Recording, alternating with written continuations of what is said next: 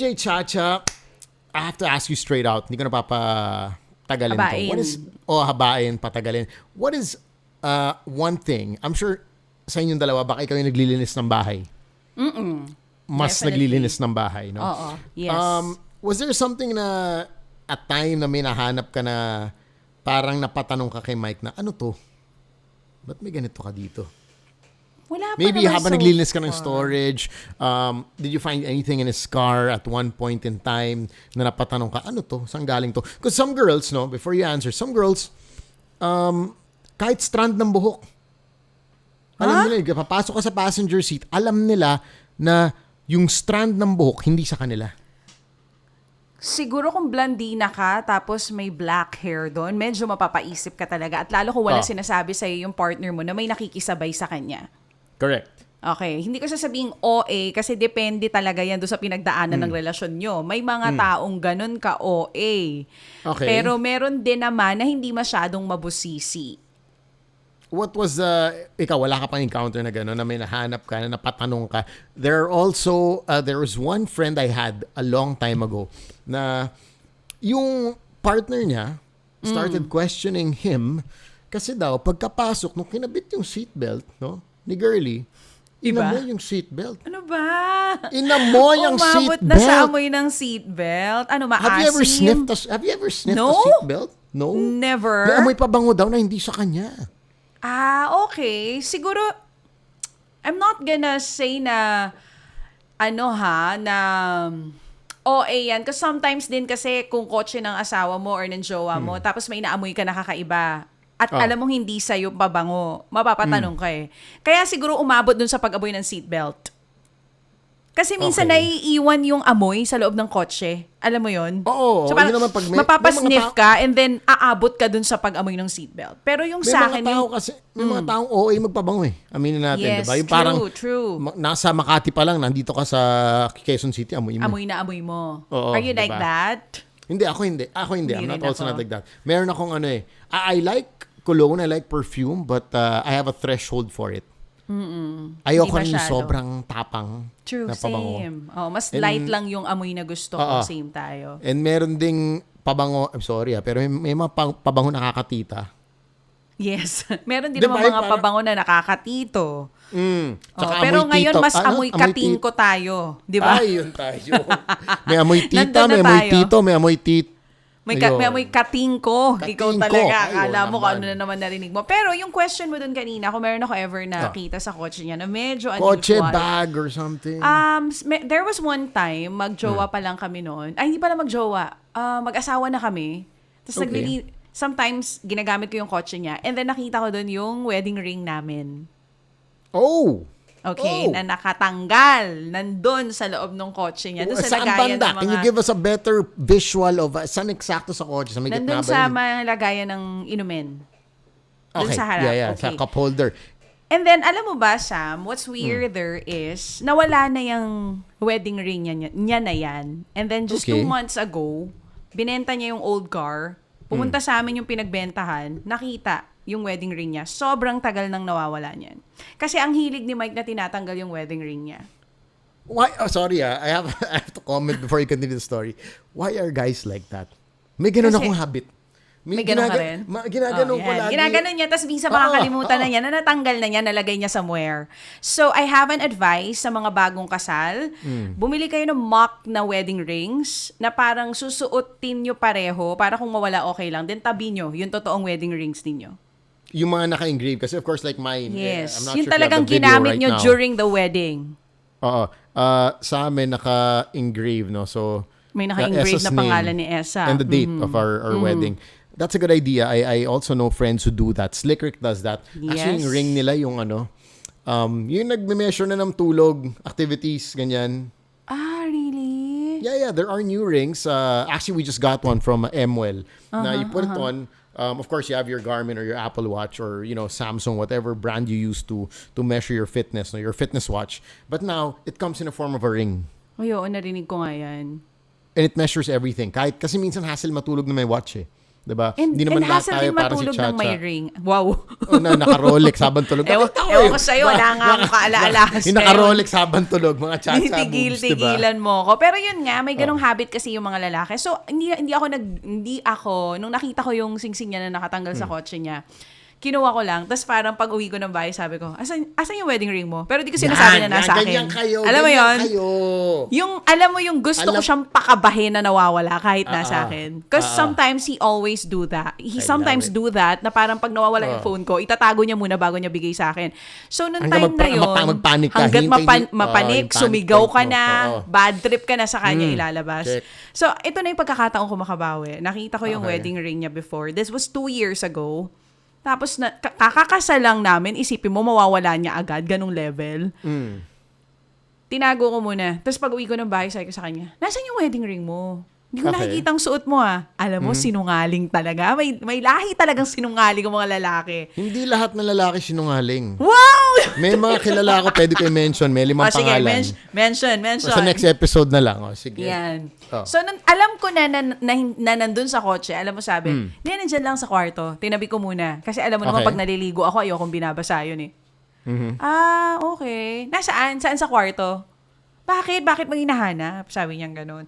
Did he panic? I mean, kasi for a guy, when a girl asks you saan yung ganyan mo, and you know, it's not with you, hindi mo nalagay somewhere, may may konting, minsan nga cellphone lang diba?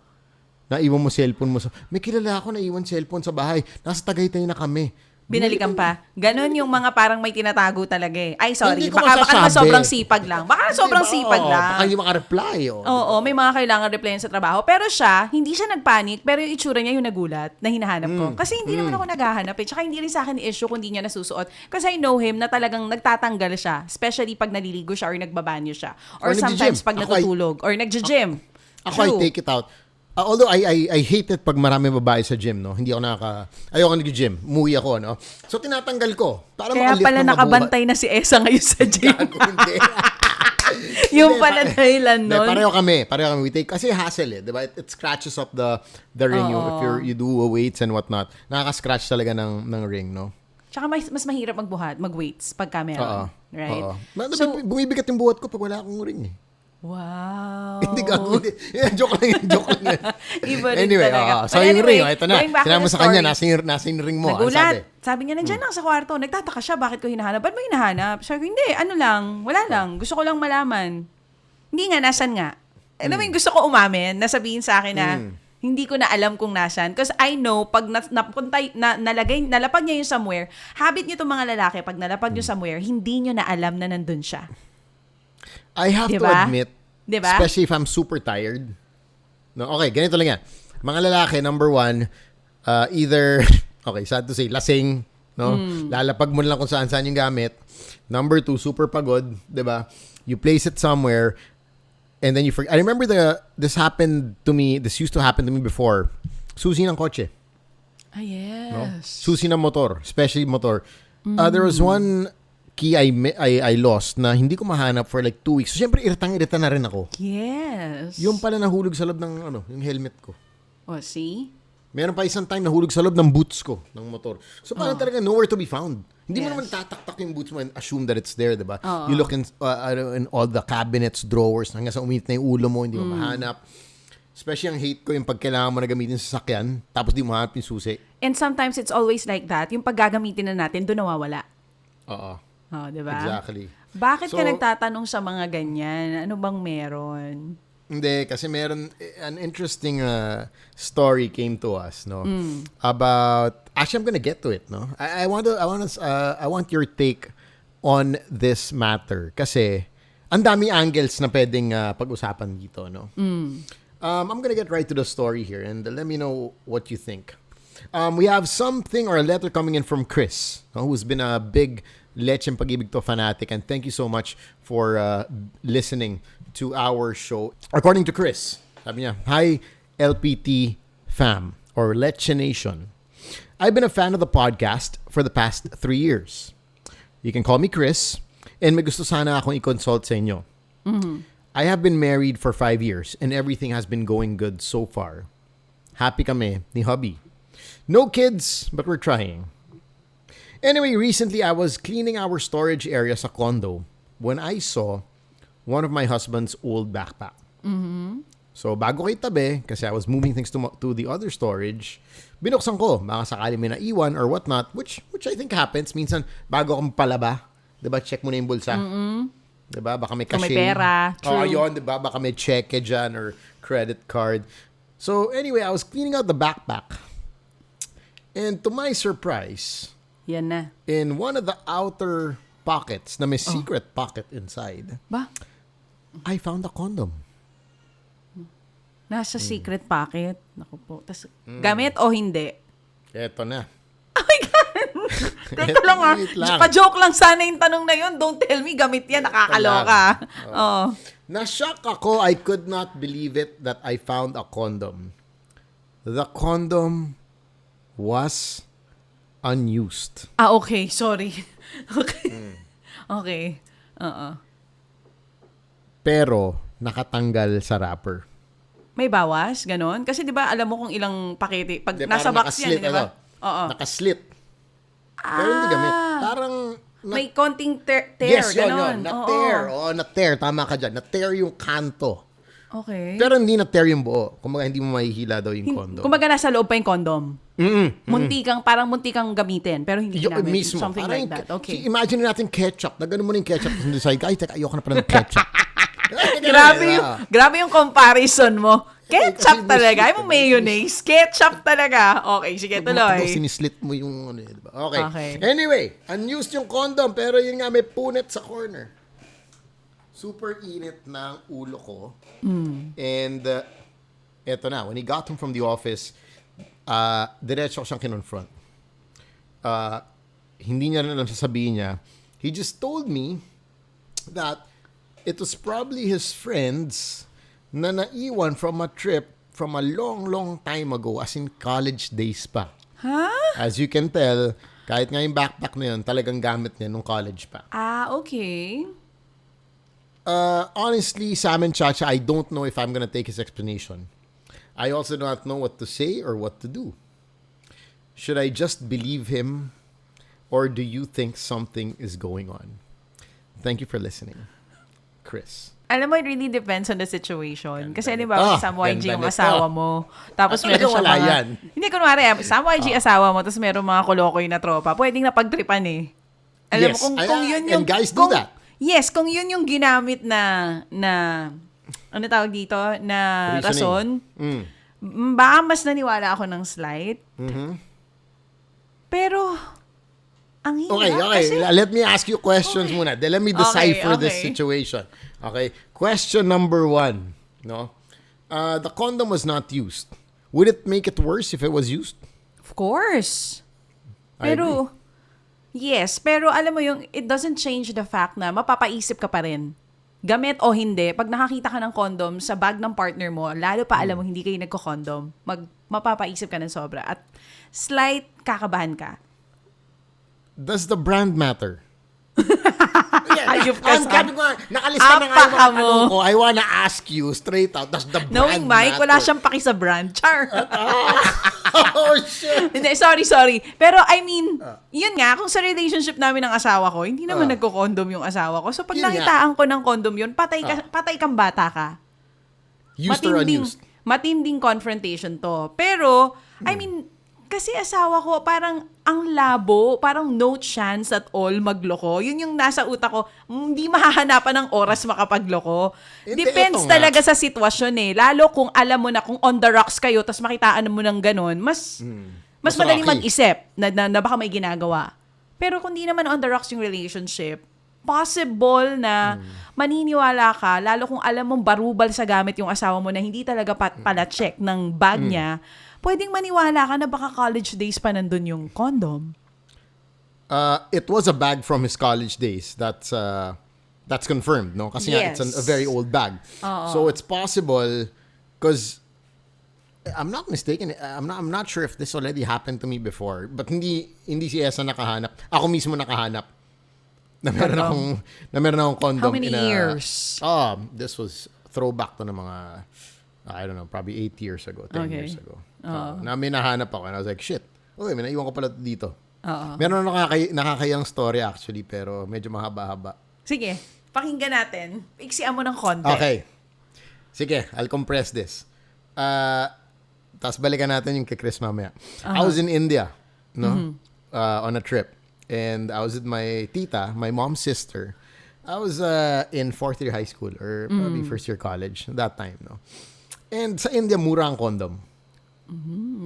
Paano ang price range niya? Paano difference niya dito sa Pilipinas? I think, kung So, dito when was the last parang- time ba, Sam, that you buy condom? Sorry hindi na ako aware sa presyohan. Magkano na ba siya ngayon? Wala, because I was with Durex for some time. I was Okay, doing yan. projects for Oo. Durex. So they used to send boxes. Nadjaya na ako sa nanay ko eh. Seryoso, ipapadala sila parang... PR thing, di ba? Oo, hindi lang Correct. PR, oo. Minsan, pag di mo naiintindihan PR to, maluloka yung mga iba taong makakakita. Talagang lube, lahat. Tapos wala ako sa Oo. bahay. Mom ko Yes. magre-receive.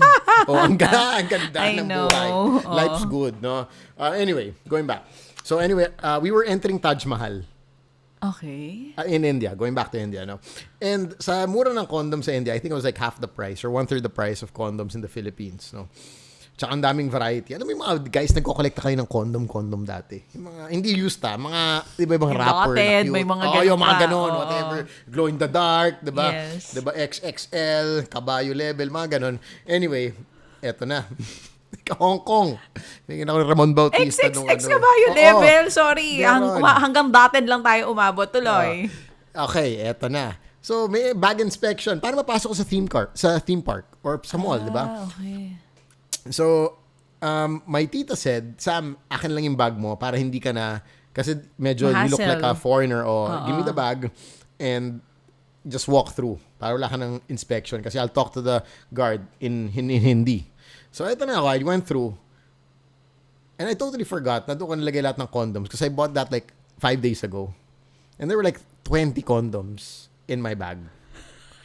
Ano ito, papasalubong mo sa friends mo? O ikaw ang gagamit? mismo, Pasalubong sana sa mismo. friends. Okay. So, eto ako, I entered, tapos ang tagal nung tita ko. Sino ko sa likod? Sabi, ba't ang tagal niya? When I look behind, oh my God, yung security guard, binuksan yung bag, nilalabas lahat ng condom. Tapos yung tingin sa tita ko, who's like 55 years old. I Ano know. po, batanda, girl. Ano po, upa ka ba tonight? May upakan bang mangyayari dito? Na-judge nung guard. Na-judge. Yung tita mo nang walang kamalay-malay. Oh my God, yung pawis ko nagbubutil-butil. Hindi, Kasi tsaka yung itsura ng tsahin mo. Nawindang din siya na, ano Naman. nangyayari sa pamangkin ko? Ba't ganito Naman. kadami? And siguro in her mind, uupa ka dun sa India. Kaya ka Hindi, bumili ng yan, madami. Kaya parang, Oo. upa kay Rocco to And begin with. high school ka nung time na to. Oo. Oo. So I was watching everything behind me. Nagbubutil-butil pawis ko na parang shit. Siyempre, kikwento niya sa nanay ko to. For sure. Alam mo, diba? Do you know what happened? The security guard opened my bag and so many fucking condom. Diba? Ganun talaga eh. Gago, sobra.